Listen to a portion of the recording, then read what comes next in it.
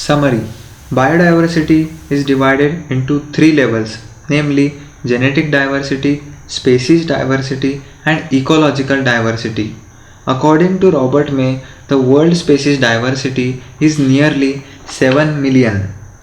There are certain patterns of biodiversity which are first latitudinal gradients and second species area relationships. There is an enormous importance of species diversity to the ecosystem, but the biodiversity is facing certain losses due to first habitat loss and fragmentation, second overexploitation, third alien species invasions, and fourth co-extinction. Biodiversity conservation is divided into three parts. First, narrowly utilitarian, second, broadly utilitarian, and third, ethical. We can conserve biodiversity by first in situ conservation and second ex situ conservation. Chapter 15: Biodiversity and Conservation. The common man would find it hard to believe that there are more than 20,000 species of ants, 3 lakh species of beetles, and 28,000 species of fishes, and nearly 20,000 species of orchids. Biodiversity. In our biosphere, immense biodiversity or heterogeneity exists not only at the species level but at all the levels of biological organization, ranging from macromolecules within cells to biomes. Biodiversity is the term popularized by the sociobiologist Edward Wilson to describe the combined diversity at all the levels of biological organization. The most important of them are first, genetic diversity. A single species might show high diversity at the genetic level over its distributional range. The genetic variation shown by the medicinal plant Rauwolfia vomitoria growing in different Himalayan ranges might be in terms of the potency and concentration of the active chemical reserpine that the plant produces. India has more than 50,000 genetically different strains of rice and 1,000 species of mango. Species diversity. The diversity at the species level, for example, the Western Ghats have a greater amphibian species diversity than the Eastern Ghats. Third, ecological diversity. At the ecosystem level, India, for instance, with its desert, rainforest, mangroves, coral reefs, wetlands, estuaries, and alpine meadows, had a greater ecosystem diversity than a Scandinavian country like Norway.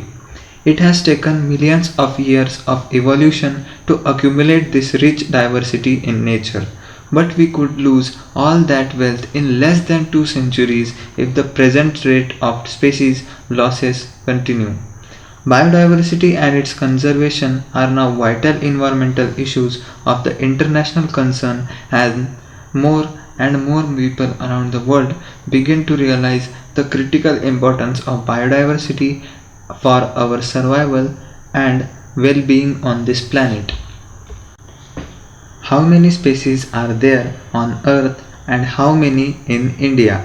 Since there are published records of all the species discovered and named, we know how many species in all have been recorded so far. But it is not easy to answer the question of how many species there are on Earth. According to IUCN 2004, the total number of plant and animal species described so far is slightly more than 1.5 million. But we have no clear idea of how many species are yet to be discovered and described. Estimates vary widely and many of them are only educated guesses. For many taxonomic groups, species inventories are more complete in temperate than in the tropical countries. Considering that an overwhelmingly large proportion of the species waiting to be discovered are in the tropics, biological logists make a statistical comparison of the temperate tropical species richness of an exhaustively studied group of insects and extrapolate this ratio to other groups of animals and plants to come up with a gross estimate of the total number of species on Earth. Some extreme estimates range from 20 to 50 million, but a more conservative and scientifically sound estimate made by Robert May places the global species diversity at about 7 million. Let us look at some interesting aspects about Earth's biodiversity based on the currently available species inventories. More than 70% of all the species recorded are animals, while plants, including algae, fungi, bryophyte, gymnosperms, and angiosperms, comprise no more than 22% of the total. Among animals, insects are the most species rich taxonomic group, making up more than 70% of the total. That means out of every 10 animals on this planet, 7 are insects. Again, how do we explain this enormous diversification of insects? The number of fungi species in the world is more than the combined total of the species of fishes, amphibians, reptiles, and mammals. It should be noted that these estimates do not give any figures for prokaryotes. Biologists are not sure about how many prokaryotic species there might be. The problem is that the conventional taxonomic methods are not suitable for identifying microbial species, and many species are simply not culturable under laboratory conditions.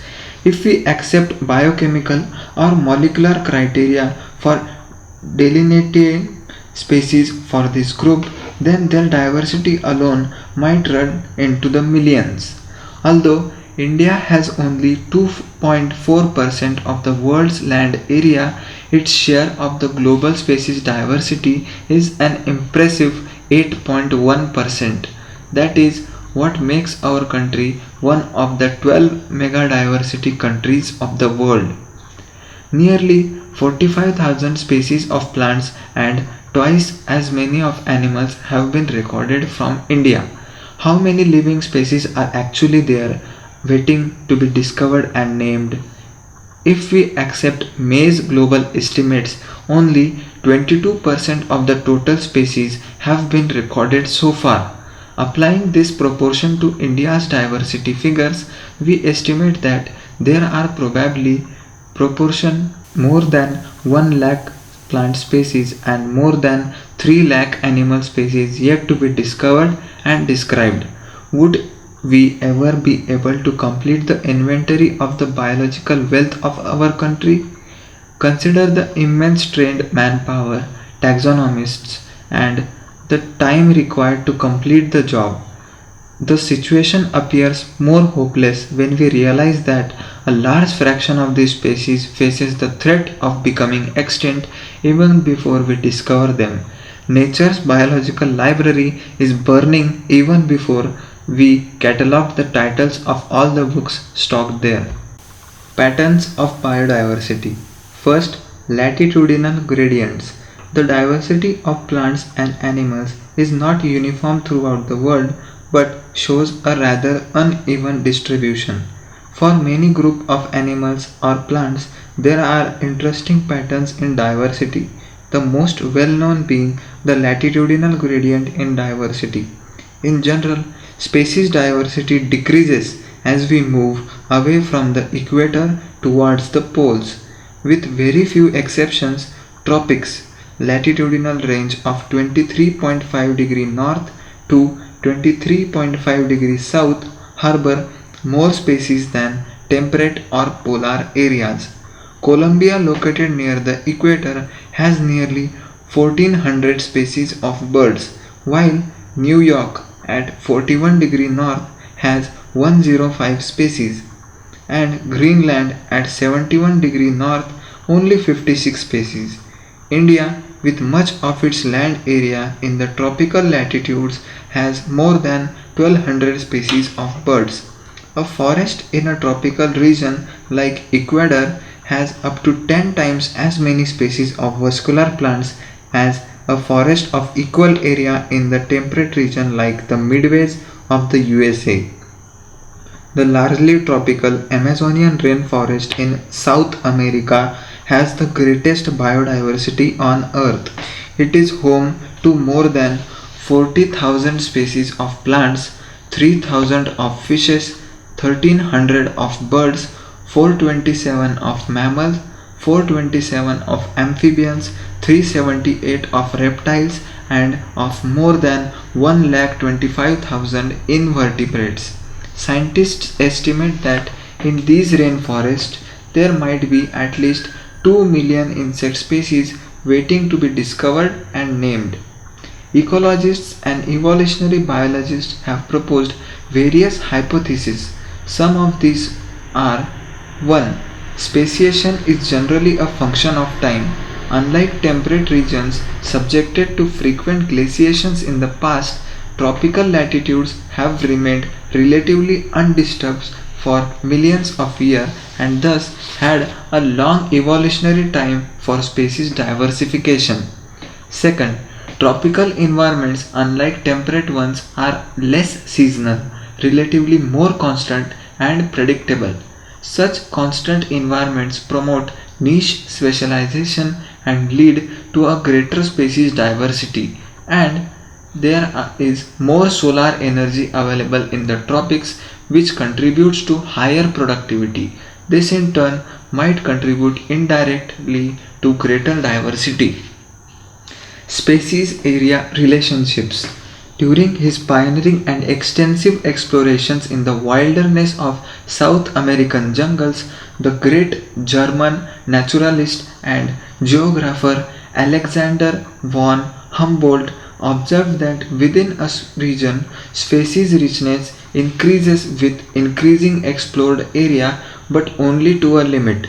In fact, the relation between species richness and area for a wide variety of taxa turns out to be a rectangular hyperbola on a logarithmic scale. The relationship is a straight line described by the equation log s is equals to log c plus z into log a, where s is species richness, a is area, z is the slope of the line, which is also known as regression coefficient, c is y-intercept. Ecologists have discovered that the value of z lies in the range of 0.1 to 0.2 regardless of the taxonomic group or the region, whether it is the plant in Britain, birds in California, or mollusks in the New York states. The slope of the regression line are amazingly similar.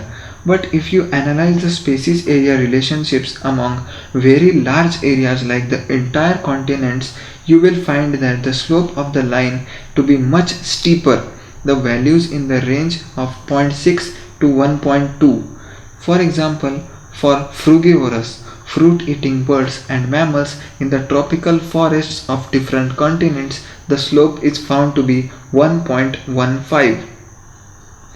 The importance of species diversity of the ecosystem. Does the number of species in a community really matter to the functioning of the ecosystem? This is the question for which ecologists have not been able to give a definitive answer. For many decades, ecologists believe that communities with more species generally tend to be more stable than those with the less species. What exactly is the stability for a biological community? A stable community should not show too much variation in productivity from year to year. It must be either resistant or resilient to occasional disturbances, natural or man-made, and it must also be resistant to invasion by alien species. We don't know how these attributes are linked to species richness in a community, but David Tillman's long-term ecosystem experiments using outdoor plants provide some tentative answer. Tillman found that plots with more species showed less year-to-year variation in total biomass. He also showed that in his experiment, increased diversity contributed to higher productivity. Although we may not understand completely how species richness contributes to well-being of an ecosystem, we know enough to realize that rich biodiversity is not only essential for ecosystem health but imperative for the very survival of the human race on this planet. At a time when we are losing species at an alarming pace, one might ask, does it really matter to us if a few species become extinct? Would Western Ghats ecosystem be less functional if one of its tree frog species is lost forever? However, is our quality of life affected if, say, instead of 20,000, we have only 50,000 species of ants on Earth? There are no direct answers to such naive questions, but we can develop a proper perspective through an analogy, the rivet popper hypothesis used by Stanford ecologist Paul Ehrlich. In an airplane ecosystem, all parts are jointed together using thousands of rivets species. If every passenger traveling in it starts popping a rivet to take home, causing a species to become extinct, it may not conflict safety for initial days. But as more and more rivets are removed, which plane becomes dangerously weak over a time. Furthermore, which rivet is removed may also be critical. Loss of rivets on the wings, key species that drive major ecosystem functions, is obviously a more serious threat to flight safety than loss of a few rivets on the seats or windows inside the plane. Loss of biodiversity. While it is doubtful if any species are being added into the Earth's treasury of species, there is no doubt about their contributing losses. The biological wealth of our planet has been declining rapidly, and the accusing finger is clearly pointing to human activities. The colonization of tropical Pacific islands by humans is said to have led to the extinction of more than 2,000 species of native birds. The IUCN Red List 2004 documents the extinction of 784 species, including 338 vertebrates, 359 invertebrates, and 87 plants in the last 500 years. Some examples of recent extinctions include dodo Mauritius, quagga Africa, thylacine Australia, stellar sea cow Russia, and the three subspecies Bali, Javan, Caspian of tiger. The last 20 years alone have witnessed the disappearance of 27 species. Careful analysis of records shows that extinction across taxa are not random. Some groups like amphibians appear to be more vulnerable to the extinction. Adding to the grim scenario of extinction is the fact that more than 50,500 species worldwide are facing the threat of extinction. Presently, 12% of all bird species, 23% of all mammal species, 32% of all amphibian species, and 31% of all gymnosperm species in the world face the threat of extinction. From a study of the history of life on Earth through fossil records, we learn that large scale loss of species like the one we are currently witnessing have also happened earlier, even before humans appeared on the scene. During the long period, greater than 3 billion years since the origin and diversification of the life on Earth, there were 5 episodes of mass extinction of species. How is the sixth extinction presently in progress different from the previous episode? The difference is in the rates. The current species extinction rates are estimated to be 100 to 1000 times faster in the pre-human times, and our activities are responsible for the faster rates. Ecologists warn that if the present trend continue, nearly half of all the species on Earth might be wiped out within the next 100 years. In general, loss of biodiversity in a region may lead to decline in plant production, lower resistance to environmental perturbations such as drought, and increased variability in certain ecosystem processes such as plant productivity, water use, and pest and disease cycles. Causes of biodiversity losses. The accelerated rates of species extinction that the world is facing now are largely due to human activities. There are four major causes. The evil quadrant is the sobriquet used to describe them. First, habitat loss and fragmentation. This is the most important cause driving animals and plants to extinction. The most dramatic examples of habitat loss come from tropical rainforests, one covering more than 14% of the Earth's land surface.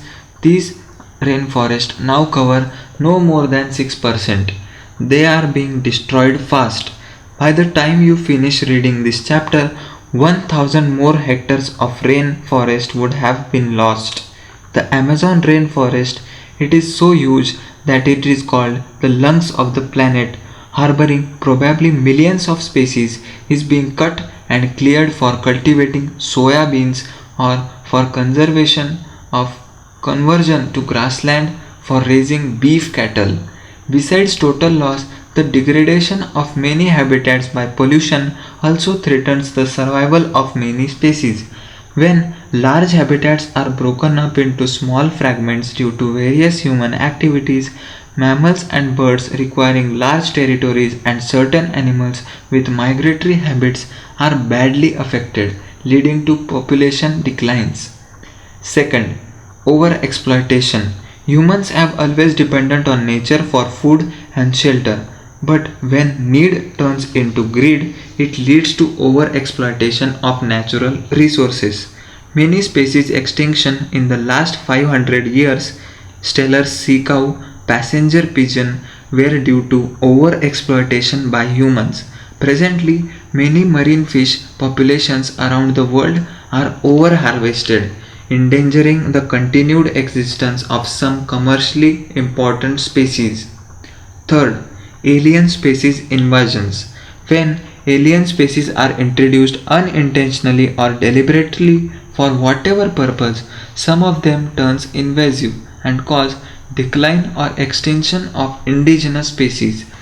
The Nile perch introduced into Lake Victoria in East Africa led eventually to the extinction of an ecologically unique assemblage of more than 200 species of cichlid fish in the lake. You must be familiar with the environmental damage caused and threat posed to our native species by invasive feed species like carrot grass Parthenium, lantana, and water hyacinth Eichhornia. The recent illegal introduction of the African catfish Clarias gyripinus for aquaculture purposes is being a threat to the indigenous catfishes in our rivers. Fourth, co-extinction.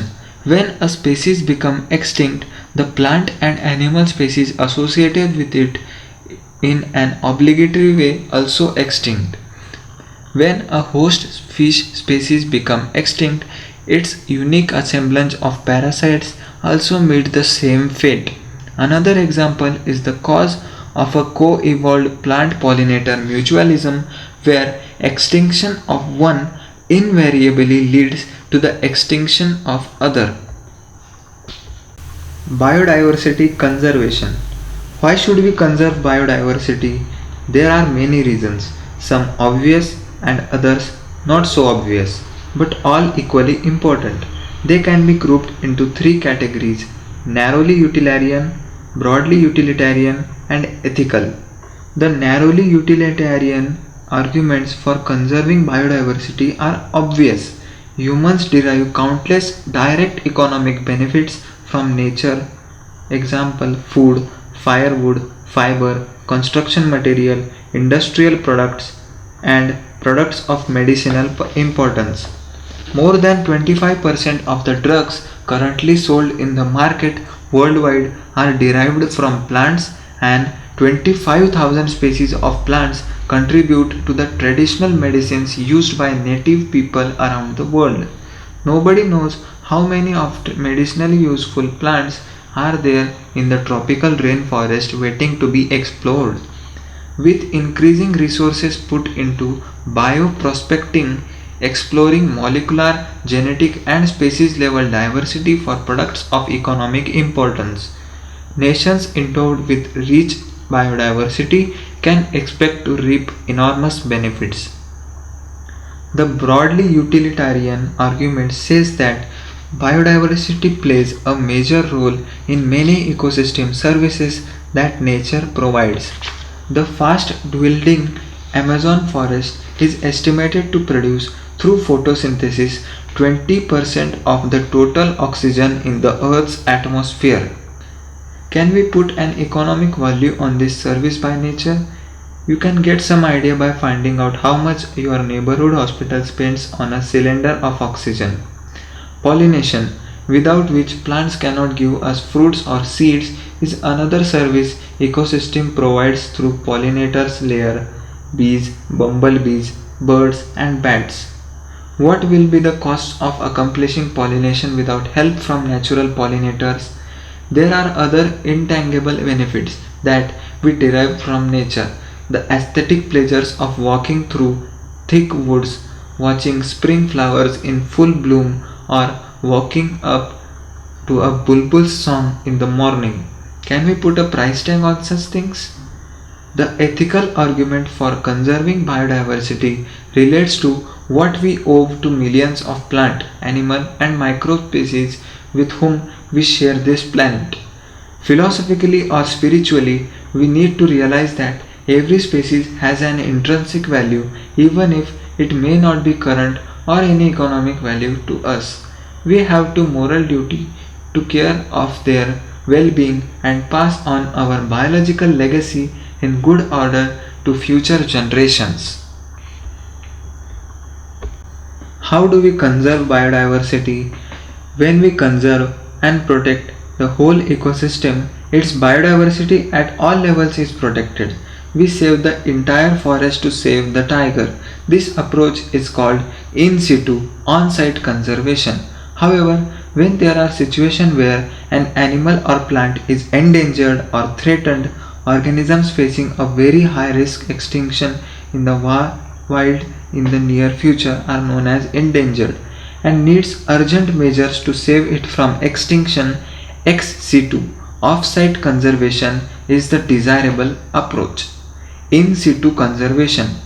Faced with the conflict between development and conservation, many nations find it unrealistic and economically not feasible to conserve all their biological wealth. Invariably, the number of species waiting to be saved from extinction far exceeds the conservation resources available. On a global basis, this problem has been addressed by eminent conservationists. They identified for maximum protection certain biodiversity hotspots regions with very high levels of species richness and high degree of endemism. Endemism is species confined to that region and not found anywhere else. Initially, 25 biodiversity hotspots were identified, but subsequently 9 more have been added to the list, bringing the total number of biodiversity hotspots in the world to 34. These hotspots are also regions of accelerated habitat loss. Three of these hotspots, Western Ghats and Sri Lanka, Indo-Burma and Himalaya, cover our country's exceptionally high biodiversity regions. Although all the biodiversity hotspots put together cover less than 2% of the Earth's land area, the number of species they collectively harbor is extremely high, and strict protection of these hotspots could reduce the ongoing mass extinction by almost 30%. In India, ecologically unique and biodiversity rich regions are legally protected as biosphere reserves, national parks, and sanctuaries. India now has 14 biosphere reserves, 90 national parks, and 448 wildlife sanctuaries. India has also a history of religious and cultural traditions that emphasized protection of nature. In many cultures, tracts of forests were set aside and all the trees and wildlife within were venerated and given total protection. Such sacred groves are found in Khasi and Jaintia hills in Meghalaya, Aravalli hills of Rajasthan, Western Ghats regions of Karnataka and Maharashtra, and the Sarguja Chanda, and Bastar areas of Madhya Pradesh. In Meghalaya, the sacred groves are the last refuges for a large number of rare and threatened plants. Ex situ conservation. In this approach, threatened animals and plants are taken out from their natural habitat and placed in special setting where they can be protected and given special care. Zoological parks, botanical gardens, and wildlife safari parks serve this purpose.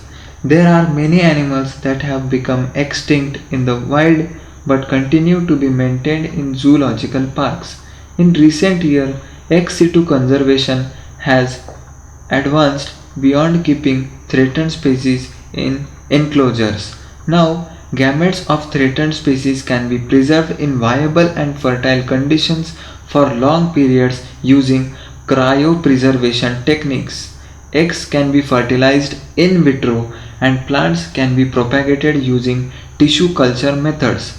Seeds of different genetic strains of commercially important plants can be kept for long periods in seed banks. Biodiversity knows no political boundaries and its conservation is therefore a collective responsibility of all nations. The historic Convention on Biological Diversity, the Earth Summit held in Rio de Janeiro in 1992, called upon all nations to take appropriate measures for conservation of biodiversity and sustainable utilization of its benefits. In a follow up, the World Summit on Sustainable Development held in 2002 in Johannesburg, South Africa.